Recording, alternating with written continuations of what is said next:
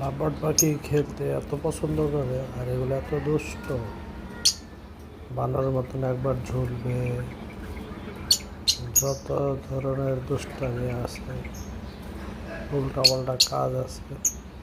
খাঁচার মধ্যে কিছু থাকতে কামড়াইতে কামড়াইতে একবার এটা বিনাশ করে ফেলে। দেখেন করতেছে নিম গাছের একটা ডাক, এটা ছিলতে ছিলতে ছিলতে ছিলতে কামড়াইতে কামড়াইতে একবারে হাড্ডি গুড্ডি বের করে ফেলছে।